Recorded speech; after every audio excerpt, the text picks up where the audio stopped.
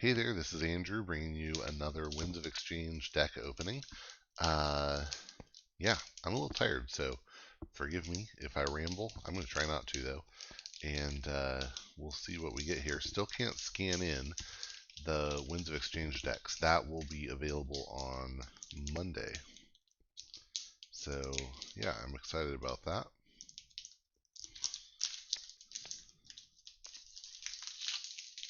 And it'll be both Winds of Exchange and the Unchained decks should be scannable on Monday, so that'll be excellent. Okay, this is exciting. This looks like Berzerker, I think. So we have Brobnar, Star Alliance, and Sanctum. This should definitely be a setup that wants to be on the board. And yeah, these guys are super cool. Berzerker, if it's who I'm thinking of.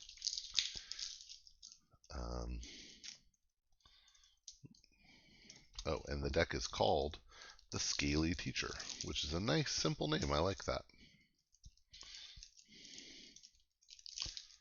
Well, usually these come off. There we go. Got it. So there's that Archon back, and then, yep, Berzerker. So Berzerker is the token creature for this deck. He's a 5-power giant who enters play ready and enraged, and after Berzerker fights, you destroy it. Now, this has a couple really interesting implications. For one thing, it means if your opponent has no creatures and you make a token, you can reap with it. So that's pretty cool.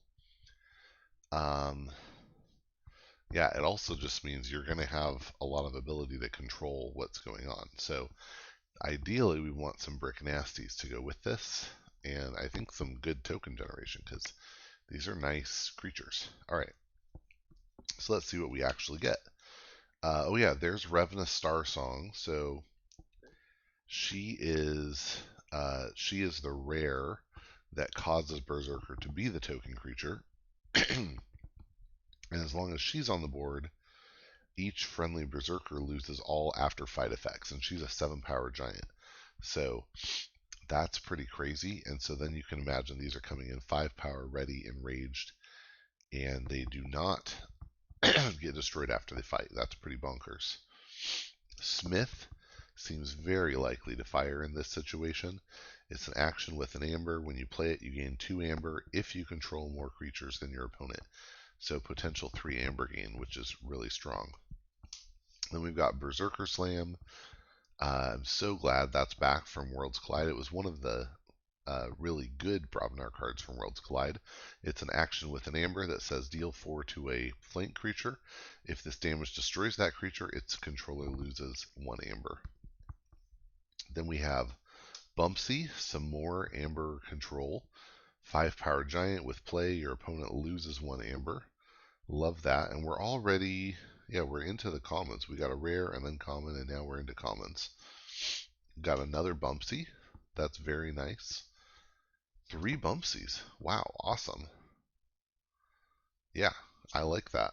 Then we have Krog the Clumsy, who's a 7-power giant with splash attack 2. Now the interesting thing is, I haven't seen a single token generation card. So, and ideally, we actually want to be able to generate the tokens in Brobnar because they come in ready. So that's interesting. Pound, back from AOA. It's an action with an amber that deals 2 damage to a creature with 1 splash. Ragnarok Prep is an action with an amber. Make a token creature. Then, if you control more creatures than your opponent loses 2 amber. Nice. Again, I think fairly likely with this setup. I mean, these are big bodies. Yeah. And it's kind of the opposite of Smith, I guess, right? Well, it's making a token creature in addition to the amber. Wow, that's really good. It's a good card.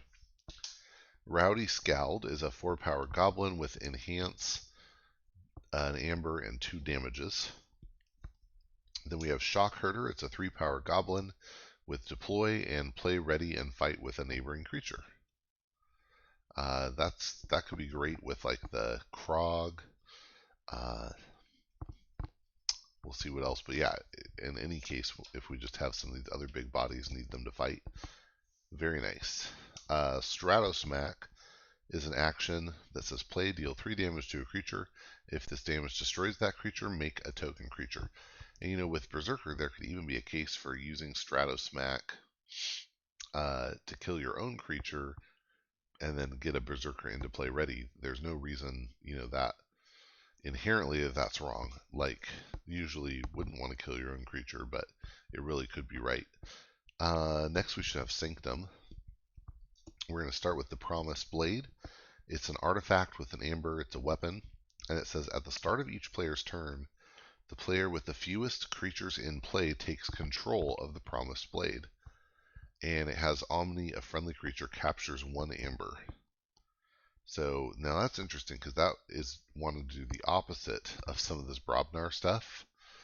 And so that seems to me like a risky artifact to play. Absolve is an action with an amber. When you play it, you heal 1 damage from each creature, and each creature healed this way captures 1 from its opponent. With the Brobnar, I think it's pretty likely to have good targets for that. Battlefield Evangelist, 3-power human knight with 2 armor. After fight, make a token creature. Very nice. Grand Melee is an action that destroys each creature that does not share a house with at least one of its neighbors. Got 2 of those. 3 of those. That's a lot. Muster is an action that says play, make a token creature. If your opponent has more amber than you, archive Muster. Again, that it gets a little worse when you have the token creature entering play ready in another house. But still, a decent card, and you hope that it never triggers the second part. We got a second Muster.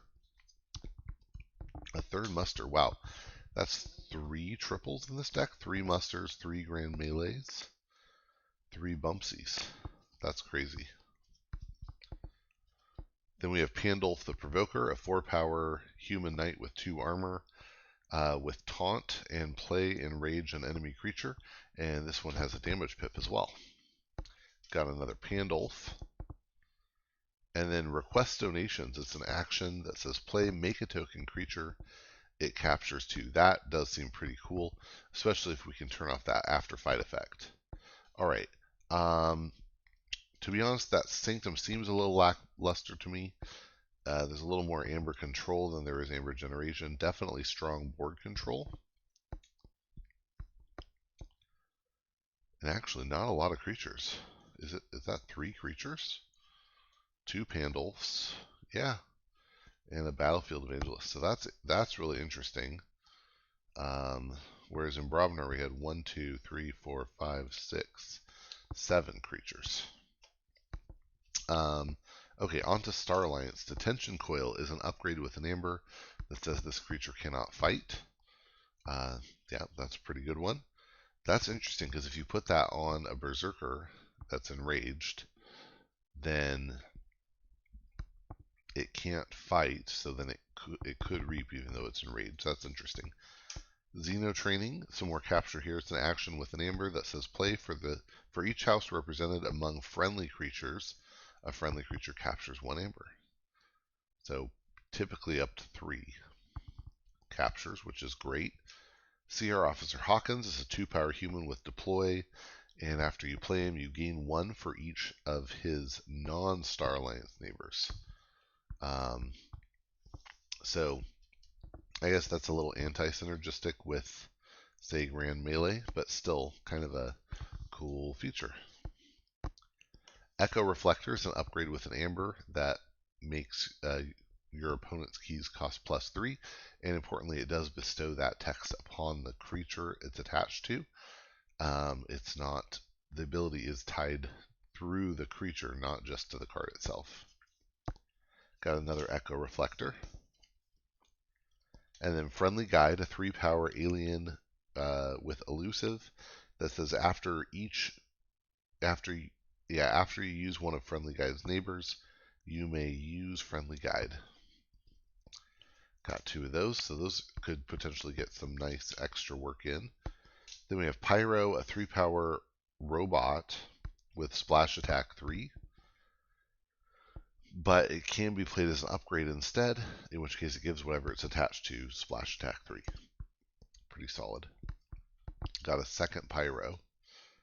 And then Rogue Operation is an action. When you play it, you discard the top 2 cards of your deck and steal 1 amber for each house represented among the discarded cards. That seems like a pretty decent option. Uplink is an upgrade with an amber that gives a creature. And it came with a damage pip, and it gives a creature the ability action, make a token creature for each of this creature's non-Star Alliance neighbors. So that's a way to quickly juice up and generate more tokens. And then last but not least, we have Navigator Ollie, who is a 3-power human with, after he's played, after he fights, and after he reaps, you look at the top 3 cards of your deck and put them back in any order. Okay, so this was an interesting one. A lot of amber destruction, right? We have 1, 2, 3, 4, 5 pips in Star Alliance, plus 2 in Sanctum, so 7, plus 1, 2, 3, 4 in